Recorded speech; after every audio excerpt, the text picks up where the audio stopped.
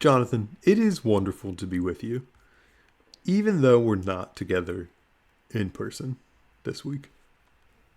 I know. It's not the same, but it is good to see you.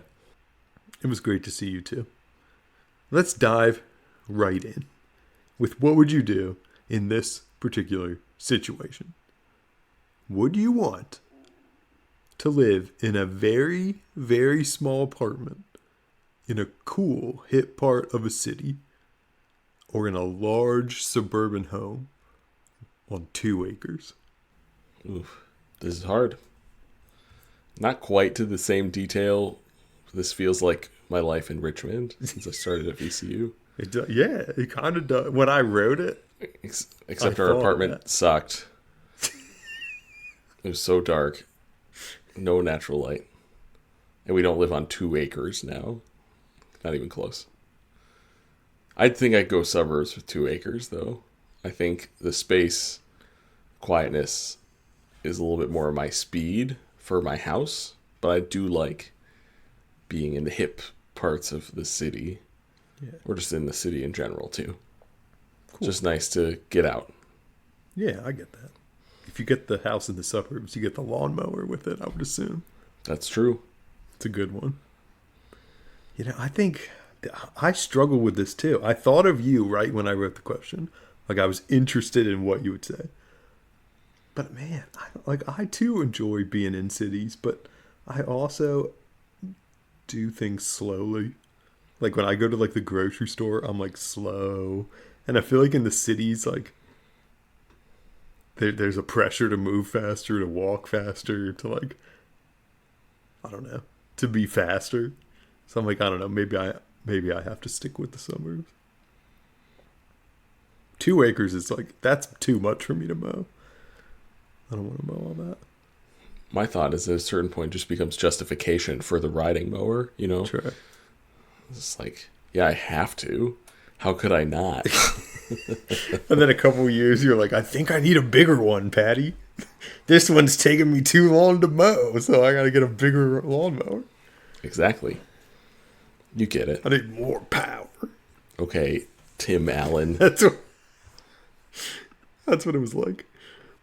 One of the reasons that I wanted to talk about cities today is our second lesson is from Revelation chapter 21, verse 1 through 6. John sees a new heaven and a new earth come down. He sees New Jerusalem coming down from heaven, and is prepared as a bride adorned for her husband. John hears a loud voice saying, "See, the home of God is among mortals. He will dwell with them as their God. They will be his peoples, and God himself will be with them." So I wanted to think a little bit about the ways that cities help us to be with other people, kind of by putting us in proximity to them. So my first question is just like more for fun, more get to know you question. And what's the best city you've ever been to, Jonathan? There are several that I've traveled to that have really stuck with me, for sure. One of my favorites, though, is still going to be Istanbul. I think there was just something really special about it that I still don't know that I can name, but just being in a city that both felt so modern but so ancient, like felt more ancient than a lot of places I've ever been, but there's still so much life. It's not just like tourist attractions and ruins. It is, no, we have these centuries old mosques that are still places of worship. My Uncle Joe had been all over the world. He had flown over 1 million miles in his career. And he too said Istanbul was his favorite city in the world. And just like you, I don't really know if he could articulate why. He was just like, I don't know. Just like something about it just like feels so alive. He would talk about the people being friendly and the food being so good. And he talks about just like wandering around there. like in a way that he just didn't enjoy wandering around like any other city. He's like, I used to just like walk and get lost, and I'd just look around, and it was so fascinating and so beautiful. So I've never been there, but I want to go so badly. Mine's not as exciting. Mine's Boston. I just think Boston's so cool. Boston's a great city too. Yeah. Yeah, like it just has like a lot of history, and like I love like seeing Paul Revere's house and being like, oh, he lived there. Like that's so cool. Like this, it's the closest thing we have to ancient history, I think. Yeah, exactly. At least in like American colonial projects and things like that, Yes. Yeah. That's a good way to think of it. So if I like Boston, like Istanbul will be like Boston on steroids. Okay. So we know that Richmond is not quite Istanbul. But when you lived in the city of Richmond, like, what did you love about that? What do you miss about living right in the heart of the city now that you've moved out a little bit? I mean, the biggest thing that represents it is we were a one-car household. Abby used the car to drive out to her job. But my job was accessible mostly by bus. I could walk. It was a little far to walk regularly. And if I missed the bus, I could grab a bird scooter and ride through some neighborhoods to get there. And we could walk to like dozens of restaurants and shops and a great park. It's just the proximity and the ease that doesn't require you to own more, to expend more, to burn more. But that comes with a cost too. It feels like a way that many people have lived for a long time, and just like we go to do what is in immediate proximity to us. And it feels like cities give you the opportunity to kind of reclaim that in a way that, even though living, in more spacious areas or in the country might also replicate things about how things used to be, there's still then that expectation that you're going to drive 15, 20 minutes more, whatever, to get to anything. Yeah. And I don't know. Either way, it still feels like community has been hard, like with proximity to other people. But I think that has a lot to do with, whether you walk to the store or you drive to the store for groceries, you're still kind of operating in this self-reliant way. It's like, I'm going to take my money to go to the store to get things that I want and then go home, instead of living in a way that where you might share more or figure out what's in season from your neighbor and swap a basket of this for a basket of that kind of thing. Yeah. Yeah, I always think like in cities there's the potential for more interaction, for more community, for maybe more diversity. But like just because there's the potential doesn't mean that it's always there. Like I think of like you on the bus, like going to work. Like you could strike up a conversation on the way, but like, maybe you don't. It's early in the morning. Like maybe you're tired. Maybe everyone else looks like they're not in the mood that day, so you don't. So that seems like that's the same as like, sitting in your car driving to work. Like it can still be an isolating activity. Mm-hmm. But like you can also like ride your bird scooter and see like someone else riding theirs and like totally wipe out, and you can pull over and help them. Like easier than you could like when you're driving your car and you see someone wipe out on a bird scooter. Like you're gone in the car, I think. Like you could try and slow down, but like you're pretty much flying by them. So I think like there's the opportunity maybe to like have more interactions, to have a community. But it's not automatic, I guess is what I'm thinking of. And it's interesting too, because city or country or in between, whatever, there's also this kind of self-replicating effect of like-minded individuals, for the most part, like, congregating in certain areas. And that's not universally true. Like, there's a lot of privilege in the ability to choose something like that too, but for the most part, it's like, oh good, now that I live here, I'm around folks that share my values more, or something like that. And it's funny how then you feel this sense of siblinghood or something like that with your neighbor for that reason. But you might not know their name. You might know you're voting for the same candidate, or both have a flag in the front yard that represents something that you both care about. You might even know that you root for the same favorite sports team, but that doesn't mean that you know their name and that you're there for them, or that they're there for you when things get tough. And so sometimes I think cities both present like the biggest promises of community, but it's also like the near miss of community, if that makes sense. Like you said, it is possible there in different ways, but it's not inevitable to form that kind of community. Yeah, I like the point. I like your point about how, you can maybe see your neighbors and see their flag and like see the yard sign that they have, and like identify with them, but that maybe that's not community. Like cities can even like encourage something that's not as deep, maybe. I wonder, like, if we sort of see the opposite of that in our Revelation reading. That, like, when God's going to dwell in this new Jerusalem, like, God's sort of going to be all in.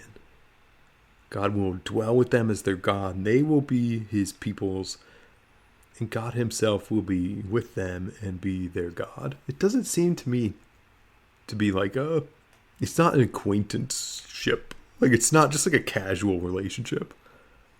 Like, this seems like in this city, in this community, there's like something that's a lot deeper. That's even reciprocal. They will be his people. God will be their God. Like, there's like a real relationship. And it presents something as possible that feels far off, right? I feel like sometimes we enter into even our churches or communities with others. We enter into these spiritual or religious places seeking God and operating with the assumption like that's where God is. And being in a space where God's presence is clear and abundant, as opposed to limited and maybe obscured or mysterious in some ways, presents to us a different way of thinking about how we then become present. Is our presence in a space, is it obscured or hidden or held back? Or is it honest and evident and open? Like that, I think that invitation is really interesting too, to think about our willingness to be known in certain spaces. Sometimes we have good reason to hold things back. Yeah. But it doesn't necessarily have to be that way. And I think that invitation is really interesting, that maybe the image of this new city, for all the purposes that it serves in the text itself, it also gives us this idea of, hey, this is what presence can look like in a place.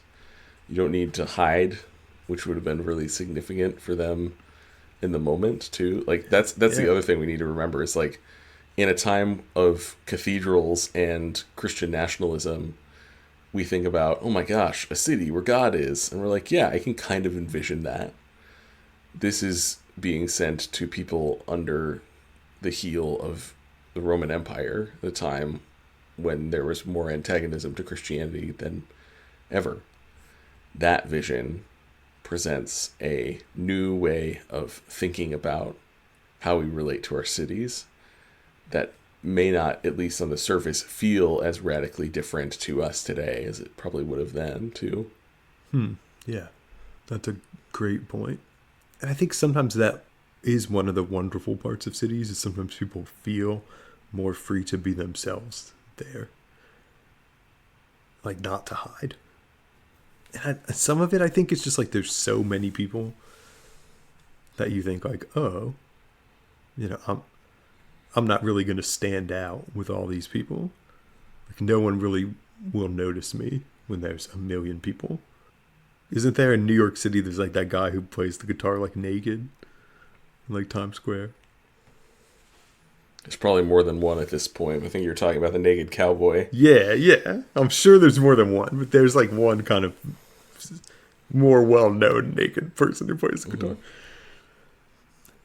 Like you can do those things like in cities and think like, well, maybe I can show more of myself because there's so many other people sort of as a distraction. But in the city of God, I guess, like you can show all of who you are. You don't have to hide. And like you can also, I don't know, like you don't have to worry about people's judgment in the city of God. You can be all of who you are and not have to worry about God condemning you. You don't have to hide, not only literally, but like you don't even have to hide figuratively. You don't have to hide parts of yourself. You can have pink hair in Richmond, but if you have like, you sure can. Yeah, but if you have like pink hair, I'm from like near Doylestown, Pennsylvania, and people look at you like, why do they have pink hair? It's like, it's fine. Like they just want to have pink hair. Like, so in some ways, I think like cities, there's something about being there that lets people be themselves. And whether that's because there's other people there who are like them or because there's just so many people there. But I see maybe a sliver of that in this image of the city of God too. Yeah, it's like it takes that next step from I can be who I need to be here because I can be anonymous. Yeah. To I can be who I need to be here because it is good for me to be me here. Yeah. Like that shift feels like the distinction. And again, for a community in hiding and fear, that message would have resonated really significantly. Like, can you imagine a whole city where we can be ourselves? It just feels so resonant for so many communities right now that are operating in fear. Yeah. Whether it be the trans community, the queer community, immigrant, migrant, and refugee communities, just existing in spaces where they're constantly looking over their shoulder. And it goes beyond that too. And I wonder what it means for us to try to cultivate that space. I think the church has had a real hard time doing some of that, sometimes. But what does it mean to just have space where there's no agenda, there's no order of worship? The only priority is that people are welcome there. Yeah, one of the things I've been, struggling with even in this podcast that I led, is like I keep using this word cities, and I just wonder like if it isn't shorthand for like really close communities. Yeah. Like if it's just like if it's the convergence of your podcast episode last week about caring up close and just like applied to communities. Mm. And that in cities or even in just close communities, we can care up close. And that's cities. I'm using air quotes. Cities like give us a particular ability to do that, but that's not. It's not confined to cities. Like you can care up close in the suburbs and in places that are rural and everywhere in between. Yeah. We keep coming back to this theme, Seth. This idea that above everything else, above thinking the right thing, above enacting the right policy, above believing the right doctrine, that the call of Easter is to a new kind of community. Yeah. And I do think it's a great baseline to think about that community being a space where folks don't have to think twice about whether or not they belong. that also feels far off and like need for a need for prayer to get there too. So It can you does. pray for us? Absolutely. Because that sounds like a city that I would love to live in. God of a new heaven and a new earth, help us to see what is being renewed right in front of us and what still needs your renewing hand. Teach us to live in communities with one another as you do in your divine life. Focus us on the gardens that pop up in cities and the many lands surrounding them that feed your people. For it is in the proximity to others, in close communities, that we see you face to face.